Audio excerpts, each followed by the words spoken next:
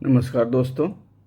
आज के युग में जो जीके है, जीके की बहुत ही महत्वपूर्ण भूमिका है। चाहे कोई भी कॉम्पिटिटिव एग्ज़ाम हो या रोज़मर्रा के जीवन में उसका प्रयोग बहुत ही ज़रूरी है।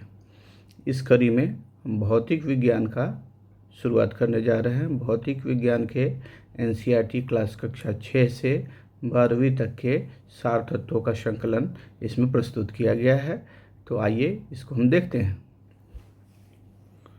ज़रा बड़ा कर लेते हैं ताकि देखने में आपको सुविधा हो। तो दोस्तों, ये भौतिक विज्ञान की शुरुआत है। भौतिक विज्ञान किसे कहते हैं?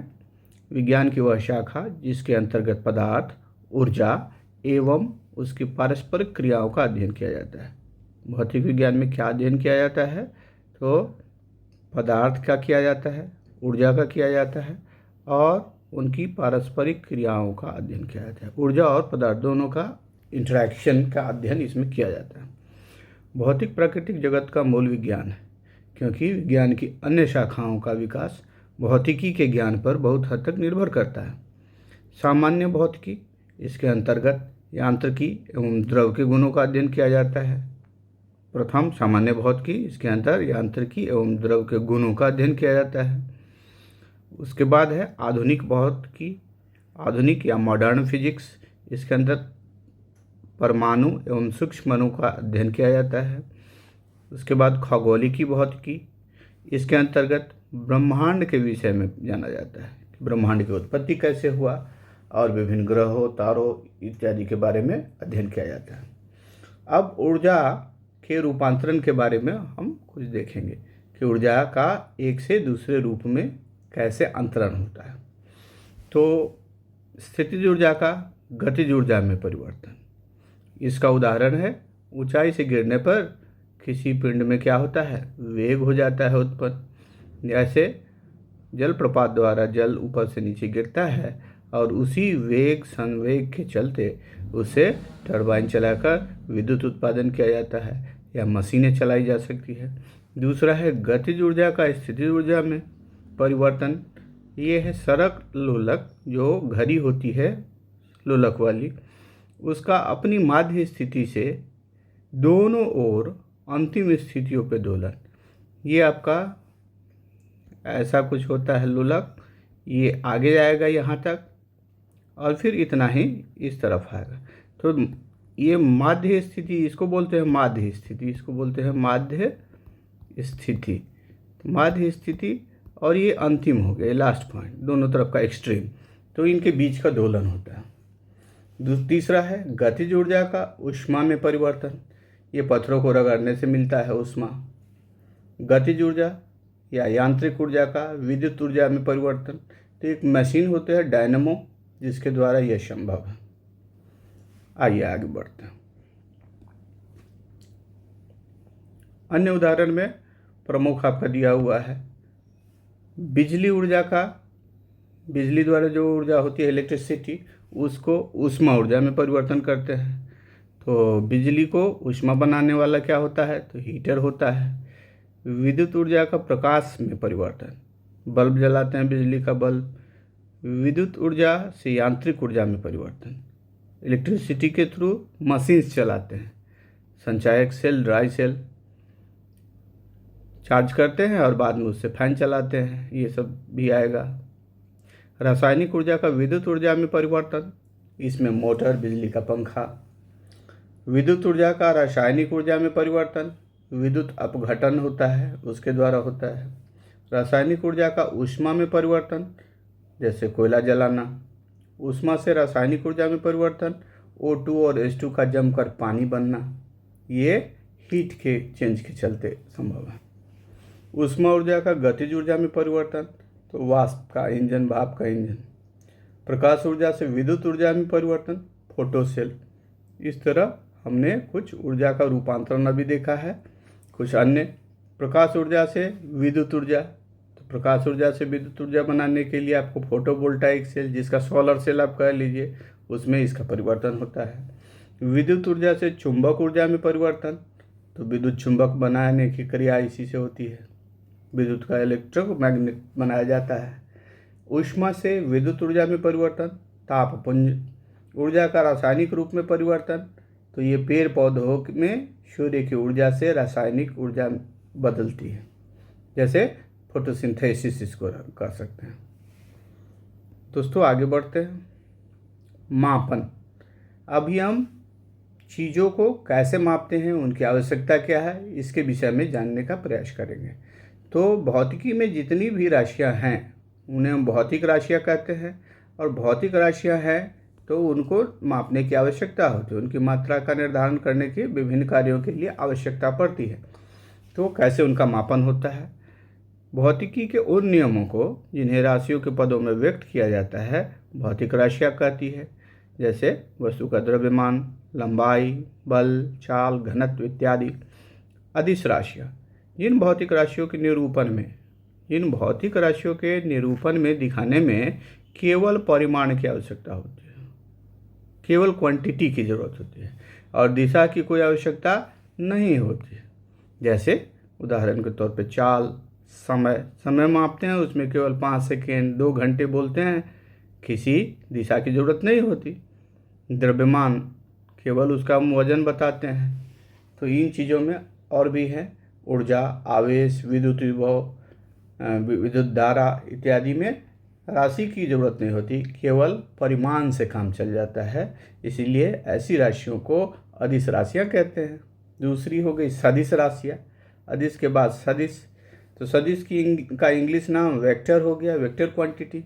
जिन भौतिक राशियों के निरूपण में परिमाण तो चाहिए ही, साथ में साथ दिशा की भी आवश्यकता होती है, उन्हें सदिश राशियाँ कहते हैं। उदाहरण के तौर पे वेग, विस्थापन, बल। भौतिक राशि में भौतिकी मापन का विज्ञान है। पहले देखना है कि भौतिकी क्या है, उसमें मेजरमेंट की बहुत ज़रूरत होगी, तो मापन का विज्ञान भी कहा जा सकता है। भौतिकी के नियमों को समय, बल, ताप, घनत्व तथा अन्य अनेक भौतिक राशियों द्वारा व्यक्त किया जाता है। अब कुछ व्युत्पन्न मात्रक को हम देख सकते हैं कि व्युत्पन्न मात्रक क्या होते हैं। तो जो सीधे सीधे नहीं बल्कि किसी अन्य राशियों के प्रयोग द्वारा जिसकी उत्पत्ति हो, डिराइव्ड यूनिट इसको बोल सकते हैं। जैसे क्षेत्रफल। क्षेत्रफल क्या है? किसी भी क्षेत्र जिसमें लंबाई और चौड़ाई है, तो लंबाई और चौड़ाई दोनों का गुणन होगा, उसको हम क्षेत्रफल कहेंगे। तो ये मीटर स्क्वायर हो जाएगा। आयतन, इसमें क्या होगा? लंबाई, चौड़ाई और मोटाई तीनों का गुना होगा। तो तीनों तो लंबाई ही है बेसिकली, इसीलिए मीटर और मीटर तीनों का मात्रक हो गया। तीनों को गुना करेंगे तो मीटर क्यूब हो गया। यही हो गया इसका। इसीलिए ये किस पे निर्भर करता है? लंबाई की मुख्य मात्रक है लंबाई पे निर्भर करता है क्षेत्रफल और आयतन। इसीलिए इनको हम व्युत्पन्न मात्रक कहते हैं। और इनका यूनिट आपने देख ही लिया, क्षेत्रफल का मीटर स्क्वायर, आयतन का मीटर क्यूब। इसी तरह डेंसिटी भौतिक राशि है जिसको हम 2 पदों में मात्रा और आयतन के अनुपात के रूप में व्यक्त करते हैं। तो मात्रा द्रव्यमान को किलोग्राम में मापा जा सकता है और आयतन का आपने यहाँ देखा ही मीटर क्यूब है। तो किलोग्राम और मीटर क्यूब, ये हो गया इसका किलोग्राम मीटर क्यूब इनवर्स। त्वरण, इकाई समय में गति में परिवर्तन। गति परिवर्तन हो रहा हो तो एक यूनिट टाइम में कितना होगा, तो इसको मीटर पर सेकेंड, यहाँ मीटर पर सेकेंड गति का हो गया और सेकेंड हो गया उसका समय का, और इकाई समय के लिए आपको भाग देना पड़ेगा दोनों में। इस प्रकार मीटर पर सेकेंड स्क्वायर। गति, इकाई समय में तय की गई दूरी को गति कहते हैं। तो इकाई समय में तय की गई दूरी, तो ऊपर ये दूरी हो गया, नीचे समय हो गया, मीटर पर सेकेंड। तो इस प्रकार हमने अभी कुछ व्युत्पन्न मात्रकों को निकालने की विधि देखी। अन्य कुछ व्युत्पन्न मात्रक को आइए देखते हैं। बल भी एक व्युत्पन्न मात्रक है। बल डिपेंड करता है किस पे? मात्रा और त्वरण के गुणन को वे कहते हैं। Mass into acceleration. तो मास तो आप जानते हैं किलोग्राम में नापा जाता है, और त्वरण का क्या हो गया? मीटर पर सेकेंड स्क्वायर। तो दोनों का गुना करेंगे और इस तरह किलोग्राम मीटर पर सेकेंड स्क्वायर इसका हो गया यूनिट। दाब बराबर होता है बल बटे क्षेत्रफल। बल को किलोग्राम मीटर गुने मीटर और किलोग्राम मीटर पर सेकेंड स्क्वायर, किलोग्राम मीटर पर सेकेंड स्क्वायर बल हो गया, तो बल का यहाँ से यहाँ तक ये हो गया, और भागा क्षेत्रफल, तो क्षेत्रफल की जगह आ गया मीटर स्क्वायर। ऐसे करके इसके व्युत्पन्न मात्रा को किलोग्राम पर मीटर पर सेकेंड स्क्वायर बोलते हैं। ऊर्जा, ऊर्जा बराबर होता है बल गुने दूरी, इसका मात्रक को जूल भी एक्सेप्टेबल है। वैसे बल के लिए तो हमने निकाल रखा है ये मात्रक किलोग्राम मीटर पर सेकेंड स्क्वायर, तो यहाँ हम लिख लेंगे, और भागा दूरी, तो दूरी के लिए यहाँ आपका यूज कर दिया गया है। तो ऐसे करके आपका ये निकल गया। शक्ति, ऊर्जा बटे समय, तो इसका मात्रक वाट भी एक्सेप्टेबल है, इसको याद कर लेंगे। इस प्रकार हमने कुछ डायरेक्ट नहीं व्युत्पन्न मात्रकों को निकालने का तरीका देखा। अब मापन करने के लिए क्या एक ही कोई सिस्टम है, अनेक तरह के सिस्टम है, ये देखना पड़ेगा। तो अभी आइए देखते हैं मापने की प्रचलित विधियाँ, मुख्य विधियाँ, पद्धतियाँ।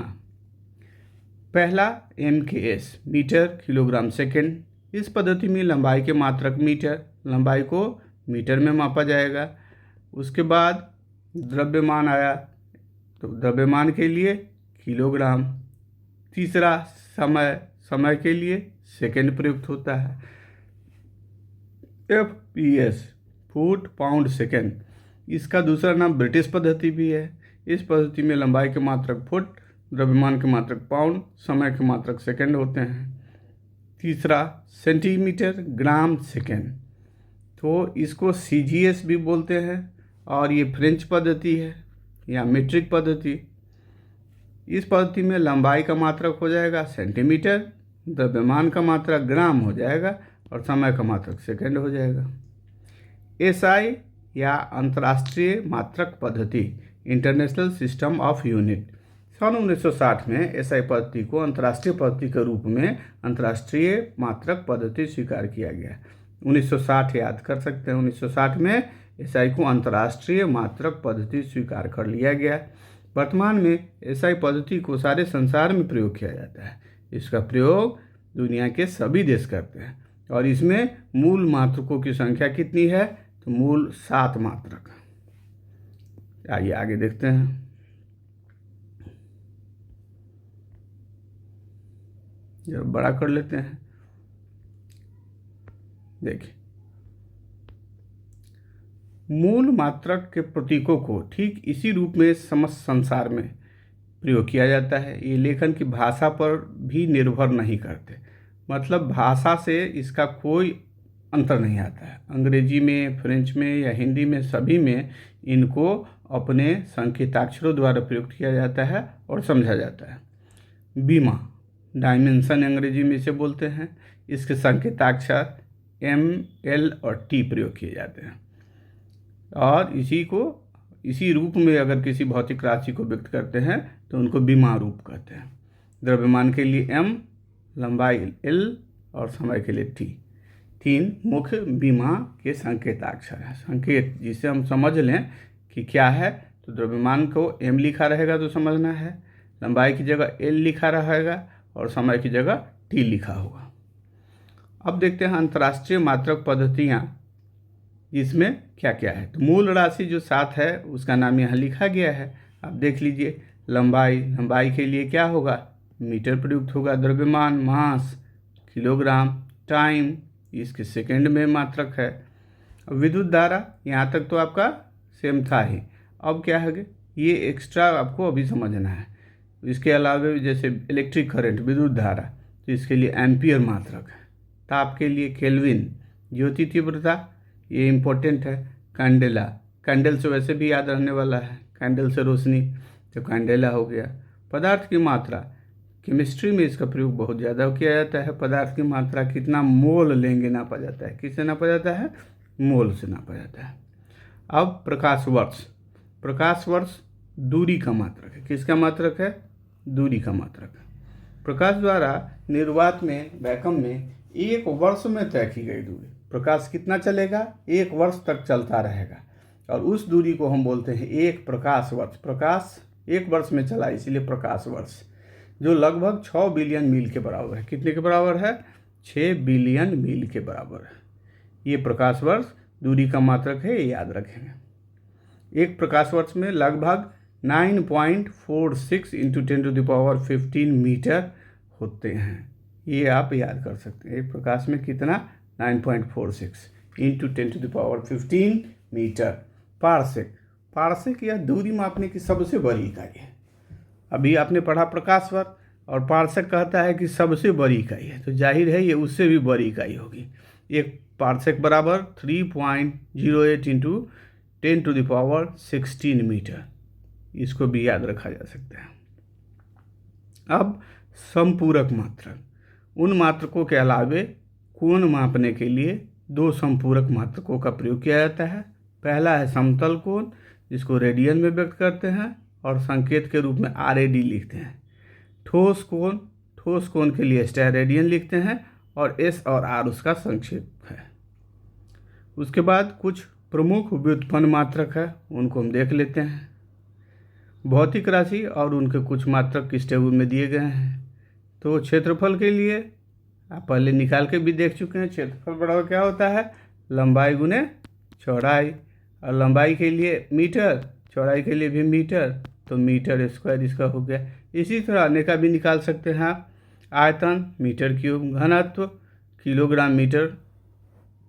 किलोग्राम पर मीटर क्यूब, चाल मीटर पर सेकेंड, वेग मीटर पर सेकेंड। ये दोनों का तो एक ही होता है, एक है अदिश और दूसरा है सदिश। इसमें दिशा का ध्यान नहीं रखा जाता है, जबकि ये दिशा का ध्यान रखा जाता है, इसीलिए इसको सदिश बोलते हैं।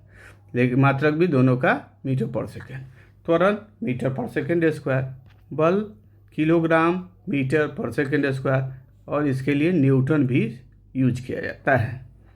संवेग किलोग्राम मीटर पर सेकेंड। आवेग, संवेग आवेग में देखिए क्या अंतर है, किलोग्राम मीटर पर सेकेंड और आवेग हो गया Newton into second, Newton second. दाब, दाब के लिए पास्कल भी यूज होता है, और नहीं तो न्यूटन मीटर स्क्वायर। तो इनको देखें, जब आप फार्मूला सीख जाएंगे तो आपको सुविधा होगी। दाब का फार्मूला होता है फोर्स बाय एरिया, तो आपको आसानी से अब याद हो जाएगा। फोर्स के लिए न्यूटन यूज होता है ना, और एरिया के लिए अभी आप देखते हैं मीटर स्क्वायर। एरिया का क्षेत्रफल का मीटर स्क्वायर है, तो सीधे यहाँ से हम ले लेंगे और इस दोनों को ऐसे लिखा जा सकता है, न्यूटन मीटर इनवर्स स्क्वायर, या ऐसे नहीं तो ऐसे लिख सकते हैं। कार्य या ऊर्जा, तो कार्य ऊर्जा न्यूटन मीटर या जूल में होता है। इस प्रकार हम कुछ भौतिक राशियाँ और उनके मात्रक, ऐसा यूनिट्स देख रहे थे। अब आगे बढ़ते हैं। तो प्रमुख यांत्रिक एसआई मात्रकों एवं सामान्यतः प्रयुक्त मात्रकों में परस्पर संबंध क्या है? तो ऐसा है कि राशि के लिए जैसे हमने मीटर को एसआई में अडॉप्ट किया, राशि का एसआई मात्रक क्या है? मीटर। तो मीटर से क्या सारा दूरी नापने में सुविधा होगी? नहीं। लेंथ के लिए हमने अडॉप्ट किया है मीटर, लेकिन अगर छोटी इकाई है तो माइक्रोमीटर यूज करते हैं। ये 1 मीटर का 10⁻6 गुना, सोचिए कितना हो गया, 1 मीटर का 10/6वां भाग, 10⁻6वां भाग, 1,00,000वां भाग, बहुत छोटी इकाई हो गई। एंगस्ट्रॉम, इसमें एंगस्ट्रॉम में वेवलेंथ मापा जाता है, और ये देख लीजिए आपका 10⁻10 मीटर को बोलते हैं। द्रव्यमान है मीटर है, लेकिन इसके गुणांक जो हैं सो परिवर्तित हो गए। छोटी है तो माइनस में बहुत छोटी हो गई, ये गुणांक हो गया और मीटर हो गया। इसीलिए ये संबंध बताता है, ये राशि है, छोटी चीज़ों का मात्रक है। ये राशि जो अगर है 10 बड़ा रहेगा तो हम बोलेंगे कि वो क्या है, बड़ा रहने से क्या बोलेंगे उसको, कि ये मात्रक तो है लेकिन किस चीज़ का है, बड़ा हो रहा है, बड़ी राशियों का मात्रक। अब द्रव्यमान, द्रव्यमान के लिए मीट्रिक टन, किलोग्राम इसका यूनिट है, लेकिन इसको बड़ा करना है तो 10⁻³ से गुना कर दिया गया, 1 मीट्रिक टन। और वहीं किसी छोटी चीज़ का एटॉमिक मास यूनिट में नापा जाता है, तो इसको बोलते हैं इतना, 1 AMU बराबर 1.66 इंटू 10⁻⁻27। यहाँ छूट गया है, इसको हम लिख देंगे kg, किलोग्राम। आयतन, आयतन वॉल्यूम है, वॉल्यूम को 1 लीटर या 10⁻³ मीटर क्यूब में नापा जाता है। इस तरह हमने कुछ भौतिक राशियों और उनको कैसे बड़ा या छोटा किया जाए गुणांक लगा करके, इसके बारे में जानकारी प्राप्त की। अगला हम देखेंगे, इधर थोड़ा बड़ा कर लेते हैं इधर इसको, कुछ अन्य मात्रकों के बारे में आपका है, इसको एक बार एक नज़र दे लीजिए। बल को डाइन में भी नापा जाता है। ओरिजिनल क्या है इसका मात्रक? ओरिजिनल इसका मात्रक न्यूटन है एसआई में, लेकिन डाइन में भी इसको नापा जाता है। सीजीएस में डाइन होता है, तो दोनों का कन्वर्जन बताया गया है। एक डाइन कितना होगा? 10⁻⁵ न्यूटन के बराबर। दाब किलोग्राम है, और फुट मीटर, तो सीजीएस में नापेंगे तो फुट में आप दूरी नापते हैं ना, तो इस प्रकार से इसका कन्वर्जन दिया गया है। इतना बराबर 9.1 न्यूटन मीटर। एसआई मात्रक और सीजीएस मात्रक के बीच का जनरली इस टेबल में कन्वर्जन आपको दिखाया गया है। 1 मिलीमीटर पारा कितना होगा? तो 133 न्यूटन पर मीटर स्क्वायर होगा। कार्य ऊर्जा के मात्रक हैं वो ऐसे ही, सीजीएस में अर्ग हो गया, एसआई में जूल हो गया। तो एक अर्ग बराबर, एक अर्ग में पूछेंगे तो 10⁻7 जूल हो जाएगा। 1 किलोग्राम फुट मीटर तो 9.81 जूल हो जाएगा। 1 वाट घंटा तो 3.6 × 10⁻³ जूल हो जाएगा। 1 इलेक्ट्रॉन वोल्ट तो इसको जूल में बदलने पर 1.6 × 10⁻19 जूल हो जाएगा। उष्मा की मात्रक कैलोरी भी है और जूल भी है, तो इसका conversion 1 calorie 4.19 joule. 1 kilogram foot metre पर सेकेंड तो इसको बोलते हैं 9.81 वाट। पावर का मात्रक वाट लग गया तो पावर का मात्रक हो गया। मात्रकों से उसके पता चल जाता है कि कौन सी राशि है। एक अश्वशक्ति हॉर्स पावर, यह अश्वशक्ति में पहले नापा जाता था, अब इसका वाट में कन्वर्जन हो गया, 746 वाट हो जाएगा।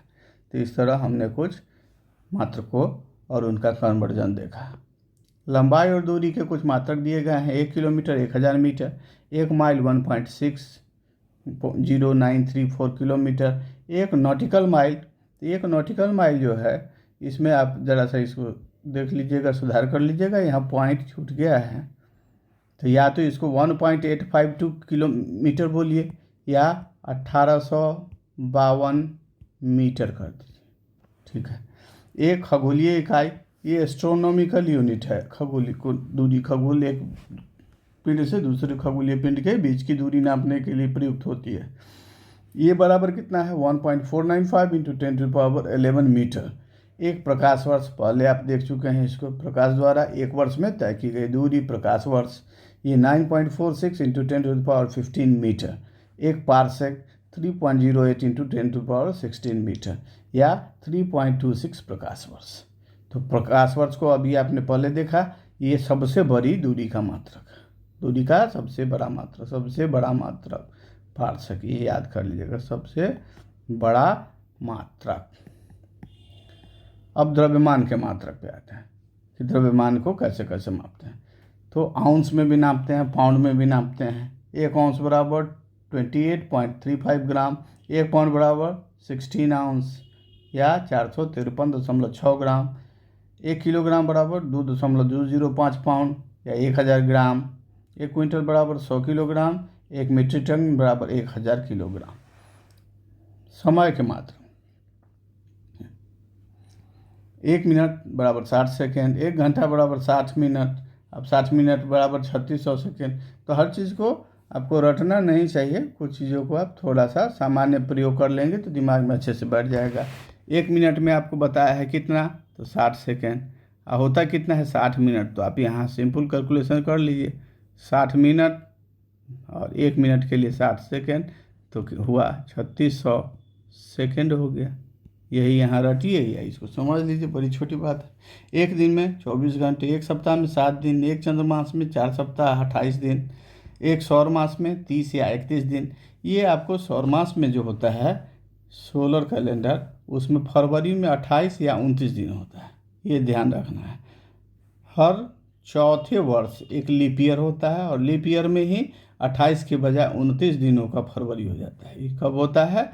लीप ईयर में, लीप ईयर में होता है।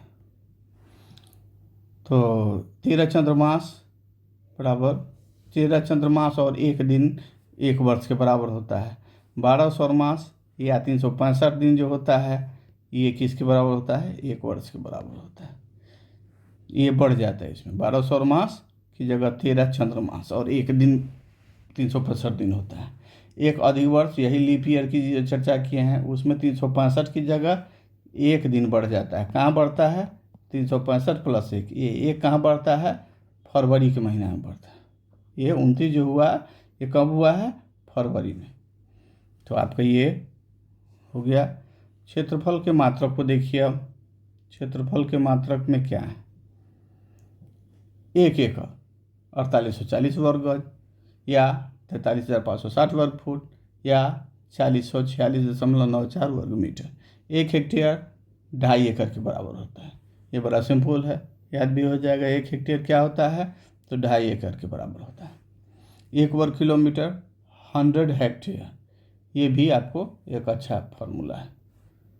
1 किलोमीटर कितना? वर्ग किलोमीटर लंबाई और 1 किलोमीटर चौड़ाई को अगर हम कन्वर्ट करेंगे तो 100 हेक्टेयर के बराबर होगा। 1 वर्ग मील, 1 वर्ग मील मतलब 1 मील और 1 मील, 1 मील और 1 मील, इसको हम इतना बड़ा टुकड़ा कोई कर लें तो ये क्या होगा? 2.6 वर्ग किलोमीटर हो जाएगा और 256 हेक्टेयर हो जाएगा या 640 एकड़ हो जाएगा। तो इस तरह से कुछ कन्वर्सन था क्षेत्रफल को मापने के लिए। अब आयतन के मात्रक को देखेंगे। 1 लीटर 1000 घन सेंटीमीटर या 2.2642 गैलन। 1 गैलन बराबर 3.785 लीटर। ये आयतन का मात्रक है। आयतन में 3 चीज़ होती है। जो किसी वस्तु में हम पलटते हैं और वस्तु में स्थान घेरे उसको आयतन कहते हैं। हवा में, वायुमंडल में, किसी भी चीज़ में कोई 3D त्रिविमीय पदार्थ द्वारा जो जगह घेरी जाती है उसको हम वस्तु का आयतन कहते हैं। तो आयतन के मापने के लिए हम घन प्रयोग करते हैं। क्या प्रयोग करते हैं आयतन के लिए? घन लगाते हैं। घन को हम क्यूबिक बोलते हैं, क्यूबिक सेंटीमीटर, सेंटीमीटर। तो अब आपको जब क्यूबिक देखेंगे तो समझ में आ जाएगा कि आयतन के लिए प्रयुक्त किया गया है। और क्यूबिक सेंटीमीटर जब हो जाता है तो उसको अब कंफ्यूज नहीं होना है। इसमें जैसे आप एक देख लेंगे, ऐसा कोई बॉक्स हो और इस बॉक्स में आप पानी भर दें या कोई सामान रख दें तो ये इसमें सामान भरेंगे ना, भर जाएगा पूरा ये सामान। ये आयतन हो गया। क्या हो गया? आयतन हो गया। और इसका एक भुजा, दूसरा भुजा और तीसरा भुजा, ये तीनों कितना होगा? ये तीनों क्या हो गया? ये वाला और ये ऊंचाई वाला, ये तीनों इसका हो जाएगा कितना? 1 सेंटीमीटर। तो 1 सेंटीमीटर लंबा, 1 सेंटीमीटर चौड़ा और 1 सेंटीमीटर ऊंचा कोई बर्तन हो उसमें कितना अटेगा? 1 लीटर जल अटेगा या कोई भी द्रव 1 लीटर अटेगा। ये आपका ख़त्म हो गया। इसके बाद हम लोग अगले दिन अगला लेसन पढ़ेंगे जिसका नाम है यांत्रिकी मैकेनिक्स। धन्यवाद दोस्तों, नमस्कार। आज हम लोग शुरू करेंगे भौतिक विज्ञान की NCERT क्लास 6 से 12 तक के सार संग्रह। पहला है भौतिक विज्ञान। भौतिक विज्ञान से शुरू करेंगे तो इस क्रम में एक ये सार संकलन नाम की पुस्तक है, उसका हमने सोचा है कि उसे रिवाइज कर दिया जाए।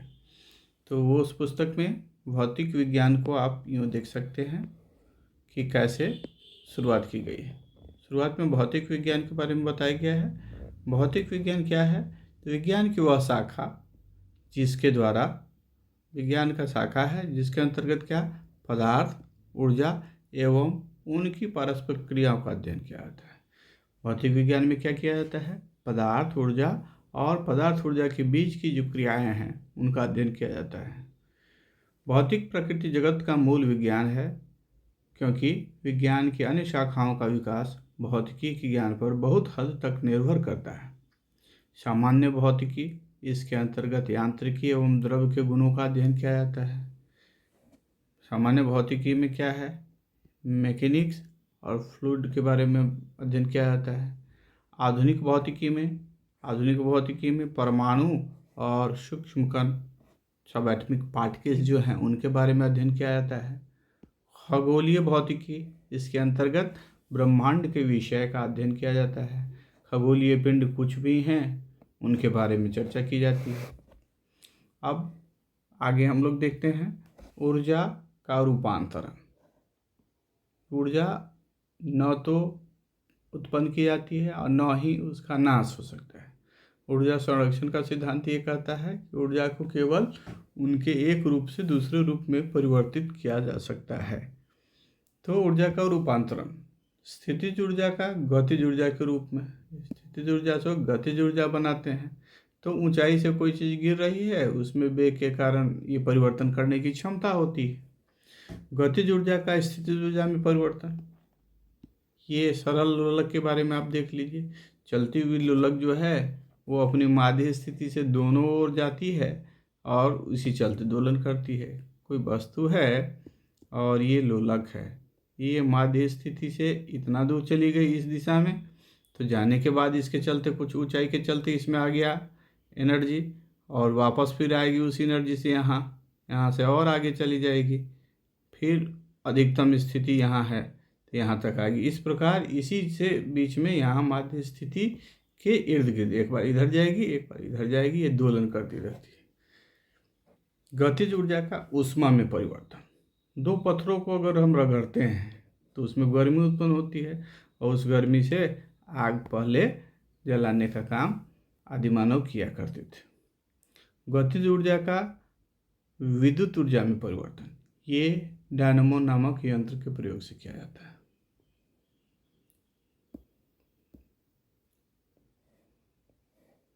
कुछ अन्य परिवर्तन, विद्युत ऊर्जा का ऊष्मा ऊर्जा में परिवर्तन। विद्युत को किस में बनाया जा सकता है? ऊष्मा में, हीटर जलाते हैं, उसका उदाहरण हो गया। विद्युत ऊर्जा को प्रकाश में बदलना, ये बिजली के बल्ब से बदलते हैं। विद्युत ऊर्जा से यांत्रिक ऊर्जा का परिवर्तन, तो संचायक सेल हो गया। रासायनिक ऊर्जा का विद्युत ऊर्जा में परिवर्तन, मोटर बिजली का पंखा हो गया। विद्युत ऊर्जा से रासायनिक ऊर्जा में परिवर्तन, तो विद्युत अपघट्ट इलेक्ट्रोलाइट्स हो गया। रासायनिक ऊर्जा से ऊष्मा में परिवर्तन, जलता हुआ कोयला या लकड़ी। ऊष्मा के रासायनिक ऊर्जा, ऊष्मा से किस में? रासायनिक ऊर्जा में, तो ऑक्सीजन हाइड्रोजन को जमा करके पानी बना लेना। ऊष्मा का गतिज ऊर्जा में परिवर्तन, भाप का इंजन, जिसका एक उदाहरण हो गया। प्रकाश का विद्युत ऊर्जा में परिवर्तन, तो फोटो सेल हो गया। विद्युत ऊर्जा से चुंबक ऊर्जा में परिवर्तन, विद्युत चुंबक हो गया।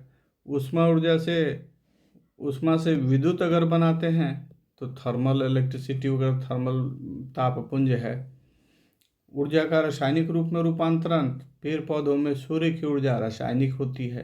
पेड़ पौधे में सूर्य की ऊर्जा से क्या होता है? फोटोसिंथेसिस वगैरह होता है ना, वही ऊर्जा है।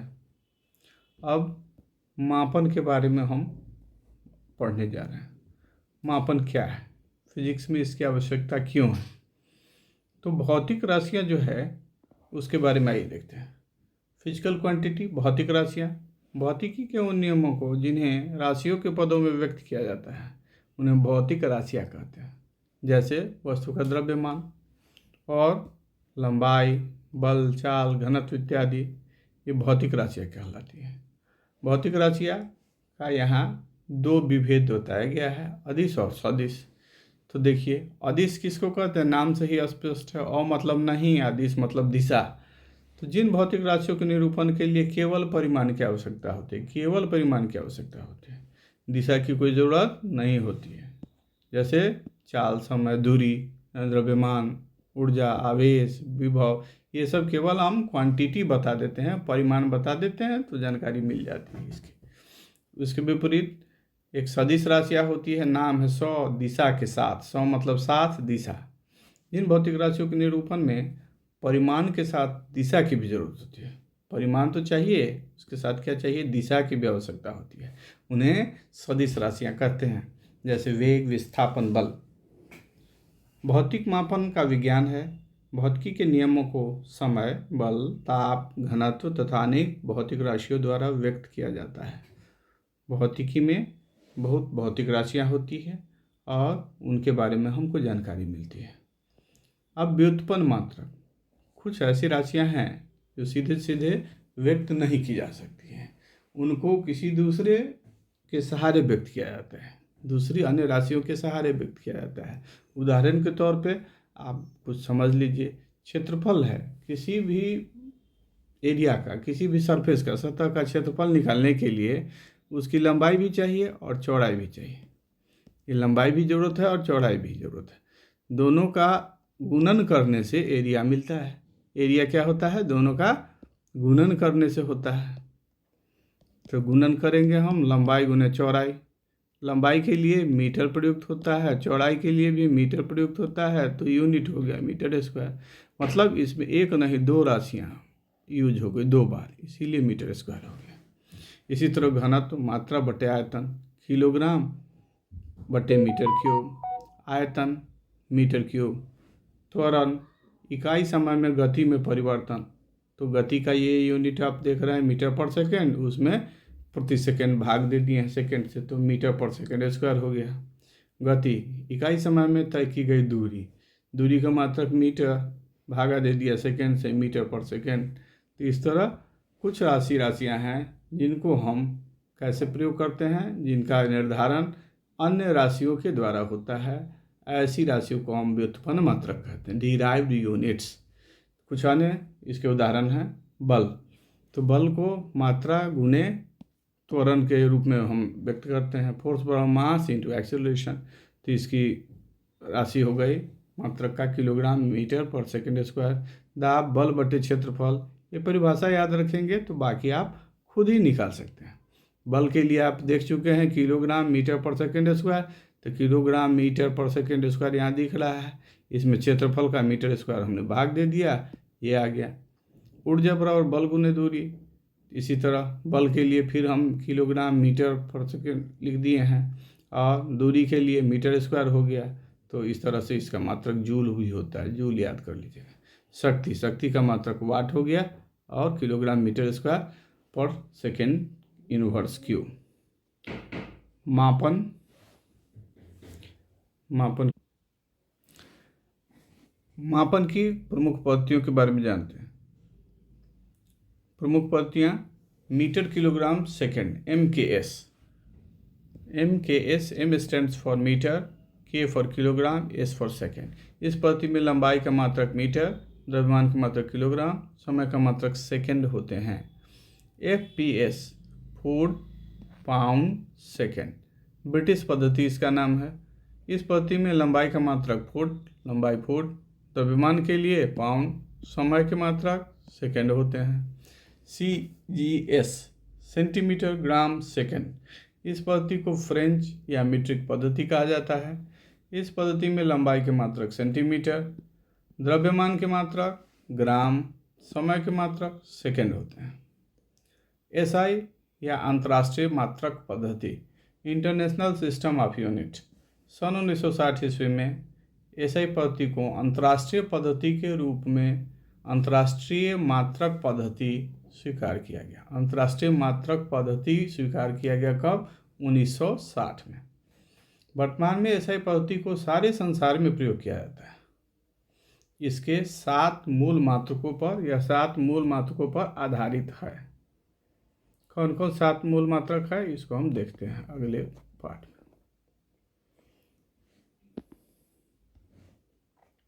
आइए देखते हैं। मूल मात्रकों के प्रतीकों को ठीक इसी रूप में समस्त संसार में स्वीकार किया जाता है, यूनिवर्सली एक्सेप्टेड है पूरे पृथ्वी पर। यह लेखन की भाषा पर निर्भर नहीं करता, ये संकेत किसी भी भाषा में वही रहेगा। सबों ने इसको स्वीकार किया है, अंतर्राष्ट्रीय स्तर पर इसकी स्वीकार्यता है। और बीमा क्या होता है? तो कुछ संकेताक्षर हैं बीमा के लिए, जो MLT, मात्र 3 याद कर लेंगे, यही 3 पे ही सारा फिजिक्स डिपेंड करेगा बीमा के लिए। तो MLT का प्रयोग मात्रकों को संक्षिप्त रूप में व्यक्त करने के लिए किया जाता है। M द्रव्यमान के लिए, लंबाई के लिए L और समय के लिए T, ये याद रख लेंगे। मूल राशि और उसके मात्रा, अंतर्राष्ट्रीय पद्धति में अभी हमने पढ़ा कि 7 मात्रक होते हैं, तो सातों में पहला लंबाई मीटर में नापा जाता है, द्रव्यमान किलोग्राम में, समय सेकंड में, विद्युत धारा एम्पियर में, ताप केल्विन, ज्योति तीव्रता कैंडेला, पदार्थ की मात्रा केमिस्ट्री में काफ़ी यूज होता है इसको मोल में नापते हैं। अब आप देखेंगे आगे प्रकाश वर्ष। प्रकाश वर्ष क्या है? यह दूरी का मात्रक है। प्रकाश द्वारा निर्वात में एक वर्ष में तय की गई दूरी को प्रकाश वर्ष कहते हैं, जो लगभग 6 बिलियन मील के बराबर होता है। कितने के बराबर होता है? 6 बिलियन मील के बराबर होता है। एक प्रकाश वर्ष को मीटर में अगर बदलें तो 9.46 इंटू 10⁻15 मीटर होता है। अब पारसेक। पारसेक क्या है? ये दूरी मापने की सबसे बड़ी इकाई है। एक पारसेक बराबर 3.08 इंटू 3.08 इंटू 10⁻16 मीटर। कितनी बड़ी राशि हो गई। संपूर्णक मात्रक। संपूर्णक मात्रक क्या होते हैं? तो तल के कोण एवं ठोस के कोण को नापने वाले ये मात्रक होते हैं। समतल कोण की माप रेडियन में करते हैं, संकेत है इसका RAD। ठोसीय कोण अगर कोई हो गया, सॉलिड एंगल, उसके लिए स्टेरेडियन बोलते हैं, SR से व्यक्त करते हैं। भौतिक राशियों के SI मात्रक देखते हैं कि क्या होता है। व्युत्पन्न तो पहले हमने देखा है कि एक राशि को दूसरी राशियों के प्रयोग द्वारा व्यक्त किया जाता है, वैसी राशियाँ व्युत्पन्न राशियाँ कहलाती हैं।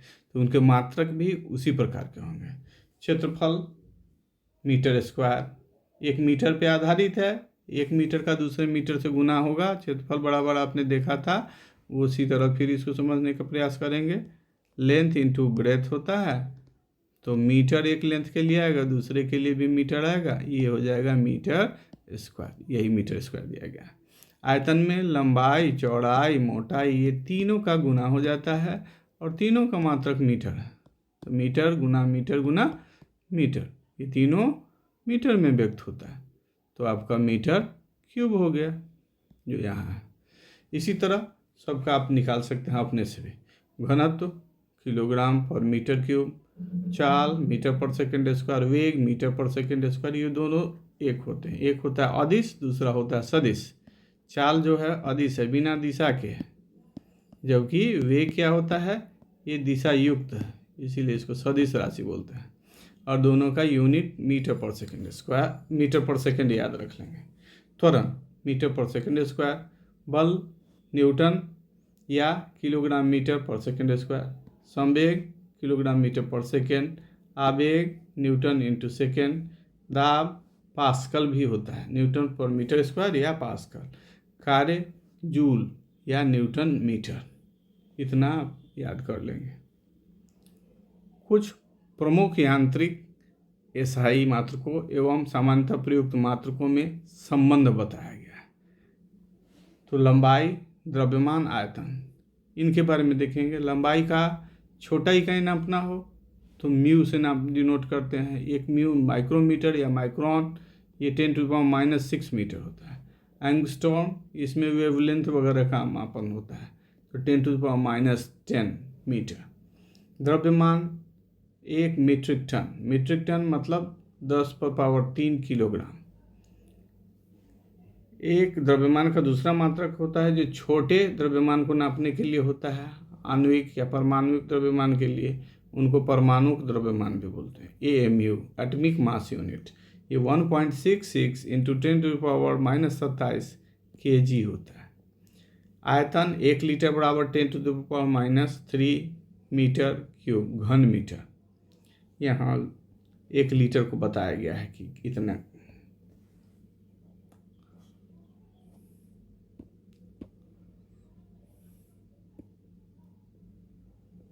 आइए देखते हैं कुछ और कन्वर्जन, तेजी से देख लेते हैं हम लोग। जैसे एक राशि हमने नापा है MKS में, दूसरा FPS में, उसका कन्वर्जन है। तो SI से उसको कन्वर्ट करने के लिए कुछ आपका इम्पोर्टेंट चीज़ सब है। SI एवं FPS या CGS, इन पद्धतियों के बीच का अंतर संबंध है, कोरिलेशन है। तो आइए देख लेते हैं। बल डाइन होता है और न्यूटन होता है। एसआई में मात्रक न्यूटन है, आपने देखा है, और डाइन में भी इसको व्यक्त करते हैं। तो 10⁻⁻5 न्यूटन को एक डाइन बोलेंगे। 1 किलोग्राम फुट पर मीटर स्क्वायर, तो 9.81 न्यूटन पर metre square. 1 mm of A G, 1 millimetre पारा का क्या होगा, तो 133 न्यूटन पर मीटर स्क्वायर। कार्य ऊर्जा के लिए एक अर्ग, सीजीएस का मात्रक है, ये एक अर्ग बराबर एसआई में कितना होता है, 10⁻⁻7 जूल। 1 किलोग्राम फुट मीटर, ये 9.81 जूल। उसके बाद 1 वाट घंटा 3.6 into 10⁻³ joule. 1 electron volt equal to 1.6 into 10⁻⁻19 joule. ऊष्मा के लिए कैलोरी होता है, या 1 कैलोरी बराबर 4.19 जूल। शक्ति 1 किलोग्राम फुट मीटर पर सेकेंड, तो 9.81 वाट। एक अश्व शक्ति 746 वाट। इस प्रकार हमने कुछ यूनिट का कन्वर्सन दूसरे यूनिट में देखा। अब लंबाई और दूरी के मात्रक, तो 1 किलोमीटर 1000 मीटर सभी जानते हैं। 1 माइल 1.60934 किलोमीटर। सिंपली आप इक्विवेलेंट अगर इसको करके रखेंगे तो आप मोटा मोटी इसको 1.6 भी याद रखेंगे तो चलेगा। 1 नॉटिकल मील 1 पॉइंट लगा दीजिए 1.852 किलोमीटर, या और में लिख देंगे तो 1852 जो है आपका ये मीटर हो जाएगा। एक खगोलीय इकाई 1.495 इंटू 10⁻11 मीटर। एक प्रकाश वर्ष 9.46 इंटू 10⁻15 मीटर। एक पार्सेक, सबसे बड़ी दूरी की इकाई अभी आपने पढ़ा, वही फिर यहाँ रिपीट किया गया है। इसमें और प्रकाश वर्ष में संबंध कितना है इसको दिखाया गया है।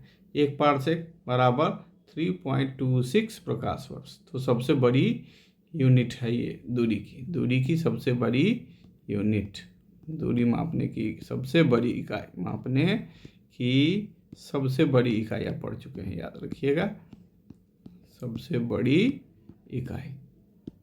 ठीक है।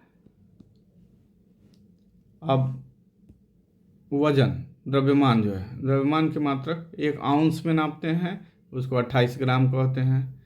उसके बाद 1 पाउंड नापते हैं तो वो 4.453.6 ग्राम या 16 आउंस। 1 kilogram 2.2 pound. कुछ इंपॉर्टेंट आप याद कर सकते हैं।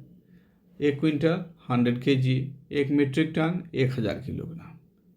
तो ये आपको याद हो गया, मीट्रिक टन बड़ी इकाई हो गया 1000 किलोग्राम। समय के मात्रक में एसआई में सेकंड है, लेकिन अन्य भी मात्रक एक्सेप्टेबल है। तो 1 मिनट 60 सेकेंड। 1 घंटा 60 मिनट, और 60 मिनट में कितना सेकेंड, तो 60 × 60 करेंगे तो 3600 सेकेंड। 1 दिन में 24 घंटे। 1 सप्ताह में 7 दिन। 1 चंद्रमास में, ये जरूरी है, चंद्रमास में कितना दिन होता है, 28 दिन होता है। 1 चंद्रमास में कितने दिन, तो 28 दिन या 4 सप्ताह। 1 सौर मास में कितना, तो 30 या 31 दिन। यही फरवरी में 28 या 29 दिन, दोनों वेरिएशन आता है, एक दिन बढ़ जाता है लीप ईयर में, आगे उसकी चर्चा है। एक वर्ष में 13 चंद्रमास और 1 दिन होगा, जबकि 12 सौर मास ही होंगे। चंद्रमास कहेंगे तो 13 चंद्रमास और 1 दिन। अगर सौरमास की बात करें तो 12 सौरमास में ही एक वर्ष 365 दिन हो जाता है। और अधिवर्ष जिसको हम लीप ईयर बोलते हैं, इसी लीप ईयर में होता है 365 दिन प्लस 1 दिन बढ़ जाता है 366 दिन। तो 366 दिन में ये एक वर्ष जो आपका एक्स्ट्रा है, ये यही है फरवरी वाला दिन है। फरवरी में 28 की जगह क्या हो जाएगा, 29 हो जाएगा इन लीप ईयर। दूसरा अन्य मात्रक क्षेत्रफल के बारे में है। क्षेत्रफल के मात्रक 1 एकड़ 4840 वर्ग गज। 1 एकड़ बराबर 4840 वर्ग गज, या 4046.94 वर्ग मीटर। फुट में भी दिया हुआ है, आप याद कर सकते हैं। 1 हेक्टेयर 2.5 एकड़ के बराबर होता है। 1 वर्ग किलोमीटर 100 हेक्टेयर के बराबर होता है। 1 वर्ग मील 2.6 वर्ग किलोमीटर 256 हेक्टेयर या 640 एकड़ के बराबर होता है। तो क्षेत्रफल हो गया। अब आयतन के बारे में, 1 लीटर बराबर 1000 घन सेंटीमीटर। क्यूबिक सेंटीमीटर, घन मतलब क्यूबिक और सेंटीमीटर सी, दोनों सी हो गया, क्यूबिक का सी और सेंटीमीटर का भी सी हो गया, या 0.2642 गैलन। एक गैलन बराबर 3.785 लीटर।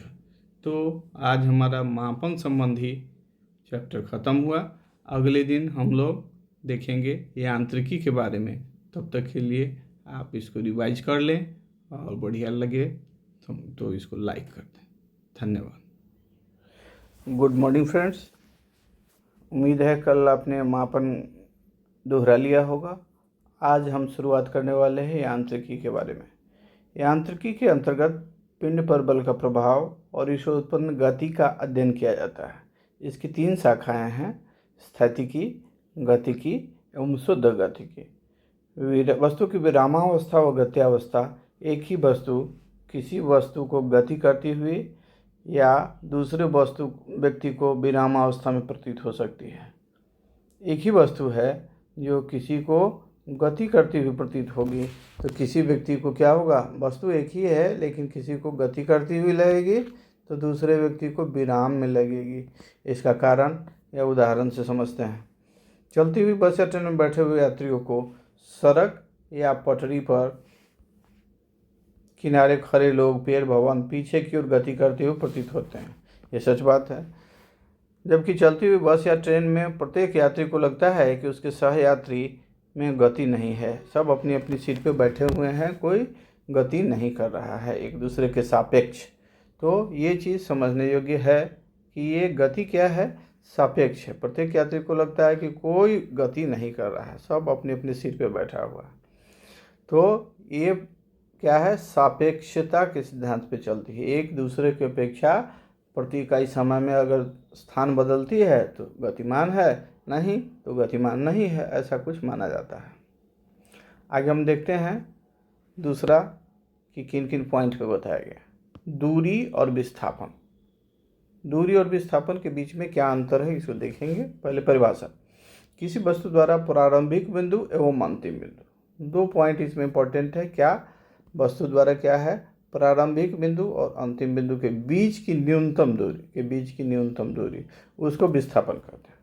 जबकि किसी वस्तु द्वारा अपनी प्रारंभिक स्थिति से अंतिम स्थिति तक पहुंचने में तय की गई मार्ग की लंबाई को दूरी कहते हैं। यही वस्तु पुनः अपने प्रारंभिक स्थान पर पहुंच जाती है तब उसका विस्थापन 0 होता है। यह एक अदिश राशि है और सदैव धनात्मक होती है। तो इसको आप थोड़ा सा समझने का प्रयास करें। मान लीजिए कि ये वस्तु ए है और ये बी है स्थान। ए स्थान से बी स्थान अगर वस्तु गई तो सबसे छोटी दूरी तो ये होगी, तो न्यूनतम दूरी हो गया, इसका नाम हो जाएगा विस्थापन, डिस्प्लेसमेंट। क्या होगा, डिस्प्लेसमेंट। जबकि ये वस्तु एक्चुअली हम कहीं से कहीं जाते हैं तो हो सकता है रास्ता ऐसे हो, ऐसे करके फिर ऐसे हो, तो जाने का रास्ता तो जिगजैग होता है, फिक्स होता नहीं है। लेकिन ये हर समय तो दूरी तय कर रहा है, तो ये सही दूरी की जो माप हो गया, इस माप को हम बोलते हैं डिस्टेंस। क्या बोलते हैं, डिस्टेंस। तो अंतर क्या है कि ये एकदम सही दूरी का माप है, जबकि ये जो है सो प्रारंभिक और अंतिम बिंदु के बीच की न्यूनतम दूरी का माप है। ये अंतर हो गया। दूसरा अंतर है डिस्प्लेसमेंट में दिशा है, यहाँ से चला और बी तक पहुँच रहा है, तो बी तक पहुँचने के लिए सीधा ये दिशा हो गया। जबकि यहाँ देखिए दिशा अभी ऊपर की ओर है, यहाँ नीचे की ओर है, यहाँ दाईं ओर है। तो इस तरह से इसमें दिशा परिवर्तन होता है। डिस्टेंस में क्या होता है, दिशा परिवर्तन, और डिस्प्लेसमेंट में क्या होता है, फिक्स डायरेक्शन होता है। फिक्स डायरेक्शन, निश्चित डायरेक्शन, निश्चित दिशा। तो ये मुख्य अंतर हो गया। ये न्यूनतम दूरी हो गया, ये डिस्टेंस जो हो गया, ये आपका ओरिजिनल डिस्टेंस ट्रेवल्ड हो गया, सही दूरी। अब स्पीड, और इसको देखते हैं। स्पीड क्या है, चाल। किसी वस्तु द्वारा इकाई समय में तय की गई दूरी को चाल कहते हैं। चाल एक अदिश राशि है, इसका ऐसे मात्रक मीटर पर सेकंड होता है। चाल बराबर दूरी बटे समय है। फार्मूला इंपॉर्टेंट है, ये निकाला गया है। छोटा सवाल। गतिमान वस्तु 2 घंटे में 110 किलोमीटर तय करती है दूरी। तो उसकी चाल क्या होगा, 110/2 बराबर 55 किलोमीटर प्रति घंटा। वेग क्या होता है, किसी वस्तु द्वारा इकाई समय में किसी निश्चित दिशा में जितनी दूरी तय की जाती है उसे वस्तु का वेग कहते हैं। यह एक सदिश राशि है, इसका SI मात्रक मीटर प्रति सेकंड है। वेग धनात्मक, ऋणात्मक या शून्य कुछ भी हो सकता है। गति, अब देखिए ये थोड़ा समझने का प्रयास यहाँ कीजिए। यहाँ से कोई वस्तु चली और ऐसे घूम करके फिर यहीं चली आई, तो प्रारंभिक और अंतिम दोनों बिंदु कहाँ हो गया, यही ना हो गया। तो A से B के बीच में कोई अंतर होगा, डिस्प्लेसमेंट तो वही जगह पे है, डिस्प्लेसमेंट हो गया 0। तो 0 जब हो गया तो शून्य यहाँ जो दिया गया है यही समझ में आ जाएगा। अब आगे देखिए गति, जब कोई वस्तु समय के साथ साथ अपनी स्थिति में परिवर्तन करती है तो गति की अवस्था में होती है। एक समान गति, जब वस्तु समय अंतराल के बराबर दूरी तय करती है तो इसे एक समान गति कहा जाता है। जैसे कोई वस्तु 5 मिनट तक गतिमान रहती है तथा प्रत्येक मिनट के बाद उसकी चाल में कोई परिवर्तन नहीं होता तो उसकी गति एक समान गति कहलाएगी। असमान गति, जब कोई वस्तु समय अंतराल के साथ साथ बराबर दूरी तय न करे। यहाँ उसमें और इसमें क्या अंतर है, समय बीत रहा है बराबर, लेकिन तय की गई दूरी कभी कम होती है कभी बढ़ जाती है, तो असमान गति का उदाहरण हो जाएगा। स्थानांतरीय और घूर्णन गति, स्थानांतरण होता है और घूर्णन, दोनों में क्या अंतर है। सड़क पर दौड़ रही कार स्थानांतरित गति है, एक स्थान से दूसरे स्थान जाती है। जबकि लट्टू भी नाचता है लेकिन अपनी ही अक्ष पे रहता है, हमेशा खड़ा और अर्श के इर्द गिर्द नाचता है। अब कुछ सामान्य भौतिक राशि और उनकी बीमाएं। भौतिक राशि SI मात्रक और उनकी बीमा। क्षेत्रफल मात्रक मीटर स्क्वायर, बीमा में चूंकि मीटर को L, लंबाई को L लिखते हैं इसीलिए मीटर की जगह L का प्रयोग किया गया है। M स्क्वायर तो यहाँ हो जाएगा L स्क्वायर, ठीक है। आयतन m³ मीटर क्यूब, तो यहाँ m की जगह L³। यहाँ किलोग्राम मीटर पर सेकेंड, तो किलोग्राम के लिए आप पढ़े हुए हैं क्या होता है m, L³। मीटर के लिए L तो बदल दिए। यहाँ मीटर के लिए आप क्या लिखेंगे, यहाँ L। समय के लिए सेकेंड तो LT हो गया, LT इनवर्स। इस तरह सबको आप देखेंगे, प्रैक्टिस हो जाएगा। वेग मीटर पर सेकेंड स्क्वायर, LT इनवर्स। त्वरण मीटर सेकेंड इनवर्स स्क्वायर, तो लीटर पर टाइम का T का स्क्वायर।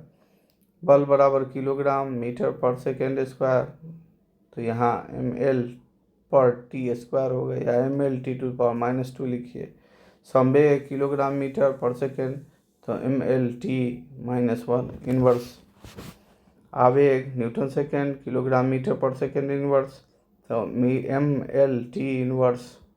इस प्रकार कुछ अन्य राशियाँ भी हैं। दाब न्यूटन मीटर स्क्वायर, या mL इनवर्स और T इनवर्स स्क्वायर। त्वरण, किसी गतिमान वस्तु के वेग परिवर्तन की दर को त्वरण कहते हैं। किसको, वेग परिवर्तन की दर कहते हैं।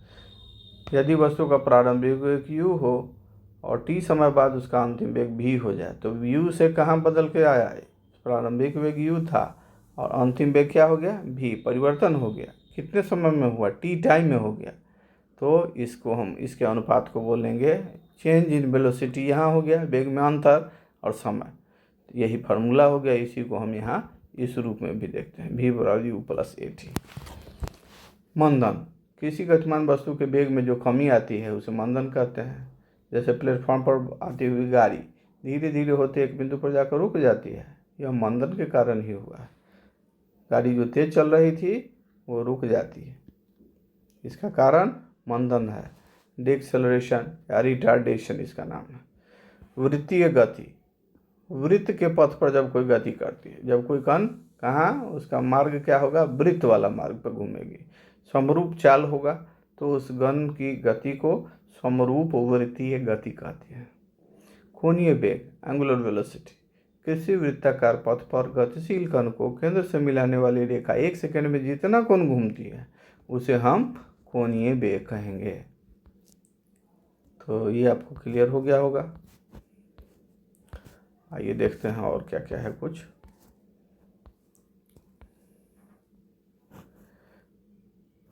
कोणीय वेग तो समझ गए। अब कहता है कि यदि यह रेखा t सेकंड में थीटा रेडियन का कोण घूमती है, इसको हम यहाँ देख लेते हैं थोड़ा सा कि ऐसे जैसे वृत्ताकार पथ है और वृत्त से इसकी दूरी यहाँ है, मिलाने वाली रेखा है, ये शुरुआती बिंदु है और यहाँ थोड़ा देर के बाद आ गई। तो यहाँ से इसने गति किया और गति करने के बाद अब B पे पहुँची है, तो ये जो है ये कोण बना, इसको थीटा बोलते हैं। थीटा रेडियन हो गया और कुछ समय लगा, ये सेकंड t हो गया, तो थीटा बाई टी ओमेगा कहते हैं। कोणीय वेग को क्या कहते हैं? ओमेगा कहते हैं। ओमेगा याद कर लीजिएगा, ओमेगा बराबर तो थीटा बटे टी या रेडियन पर सेकेंड। अब है प्लैंक का अचर या प्लैंक कांस्टेंट। इसमें क्या होता है? कोणीय गति होती है। वस्तुतः प्लैंक अचर ऊर्जा E तथा आवृत्ति में संबंध स्थापित करता है। एक्चुअली थोड़ा सा इसको बोलने का, प्लैंक के अचर मतलब प्लैंक कांस्टेंट, इसको दिखाते किससे हैं? H से दिखाते हैं। तो यहाँ H हो गया, मतलब प्लैंक कांस्टेंट बराबर क्या होगा? E by new. ये हो गया न्यू, इसको बोलते हैं न्यू। तो ये संबंध है E equal to h nu, भी कहीं कहीं आपको मिल जाएगा, एच न्यू।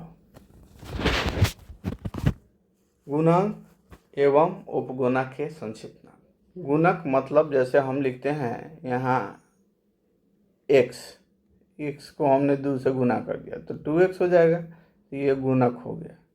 और अगर इसको हम छोटा करना चाहें बढ़ाने के लिए तो 2x कर दिए। अगर छोटा करना हो तो x को उस समय 1/2 से गुना किया जाएगा या 1/4 से गुना कर सकते हैं, ऐसा करके हम गुना कर सकते हैं। तो ये उपगुणक हो गया, ये गुणक हो गया और ये हो गया उपगुणक। तो गुणक उपगुणक के संक्षिप्त नाम। G stands for gigametre 10⁹ metre, megametre M 10⁶, kilometre 10⁻³ metre, hectometre 10⁻² metre, decametre 10⁻1 metre, decimetre 10⁻⁻1 metre, C for centimetre 10⁻⁻² metre. उसके बाद सेंटीमीटर तक हो गया है मिलीमीटर 10⁻³ मीटर, माइक्रोमीटर या माइक्रोमीटर का माइक्रोन भी नाम है, अलग से नाम है, तो आप इसको याद कर सकते हैं, माइक्रोन, ये इम्पोर्टेंट भी है। तो म्यू जो हो गया, जिसको माइक्रोन कहते हैं 10⁻⁻6 मीटर, नैनोमीटर 10⁻⁻9, पिकोमीटर -12 आ जाएगा इसका, फैक्टो 10⁻⁻15 मीटर, ए फॉर एटो, ये 10⁻�18 मीटर। तो याद हो गया। कुछ इम्पोर्टेंट में आपका नैनो था, नैनो याद कर लीजिएगा, 10⁻9, पिको 12, एटो 18, इस तरह से ये आपका हो गया। अभिकेंद्र बल। यदि किसी वृत्ताकार पथ पर समरूप गति करते हुए कण का द्रव्यमान m हो तो उस कण पर केंद्र की दिशा में mv² के बराबर बल कार्य करता है, जिसे अभिकेंद्र बल कहते हैं। अभिकेंद्र किसकी तरफ? केंद्र की ओर, ठीक है। अभिकेंद्र हिंदी में याद कीजिए तो और अच्छा है। अभिकेंद्र, केंद्र की तरफ, केंद्र की दिशा में, तो बल का क्या हो गया? mv² के बराबर बल कार्य करता है। ये बल का क्वांटिटी यहाँ दिया गया है। अभिकेंद्र बल का व्यंजक यही है, mv² F इक्वल टू आप लिख सकते हैं mv²/r, ये फार्मूला का इम्पोर्टेंट। अभिकेंद्र बल का परिमाण नियत रहता है, लेकिन बल की दिशा बदल जाती है। हमेशा क्या होगा? केंद्र की ओर होगा और इसके लिए बदलती जाएगी। जैसे आप मान लीजिए यहाँ है तो इसकी दिशा अभिकेंद्र की ओर इधर होगी, जबकि यहाँ आ जाएगा तो इसकी दिशा देखिए साफ विपरीत हो जाएगी। कण यहाँ है तो दिशा इस तरफ, कण यहाँ आ गया तो इसकी दिशा इस तरफ, तो दिशा बदलती रहती है। ये हमेशा एक पॉइंट याद रखिए, हमेशा इसकी दिशा बदलती रहती है। अब भौतिक राशि का कुछ व्युत्पन्न मात्रक जो हम पढ़े थे उसकी तालिका है। इसको हम देख लेते हैं कि क्या है इसमें। आवृत्ति, इसको प्रतीक इसका हर्ट्ज है, HZ लिखते हैं। फोर्स न्यूटन, कैपिटल N लिख देंगे। दबाव पास्कल, P विद्युत की मात्रा या आवेश कूलाम में व्यक्त करते हैं। बड़ा Q कैपिटल Q हो जाएगा। ये सब इम्पोर्टेंट है, आपको दिखना याद रखना होगा। विद्युत विभव वोल्ट आप नापते हैं, V हो जाएगा। पोटेंशियल भी बोलते हैं अंग्रेजी में। विद्युत प्रतिरोध रेजिस्टेंस ओम, तो इलेक्ट्रिक पोटेंशियल आप इसको लिख ही सकते हैं, क्या होगा, पोटेंशियल हो गया, पोटेंशियल। ज्योति फ्लक्स ल्यूमेन, LM लिख सकते हैं। प्रदीप्ति घनत्व लक्स, LX। पावर वाट, W बड़ा कैपिटल वाला। और वर्क कार्य का जूल, कैपिटल J। तो इस तरह हमारा ये कुछ जो व्युत्पन्न राशि था उनके लिए स्पेशल जो सिंबल यूज किया गया है उसके बारे में देखें। 7 मूल राशि है, उसके अलावे ये इम्पोर्टेंट व्युत्पन्न राशि है, इनका कुछ आपको सिंबल याद करना होगा। इसके बाद आप देखते हैं कि क्या है।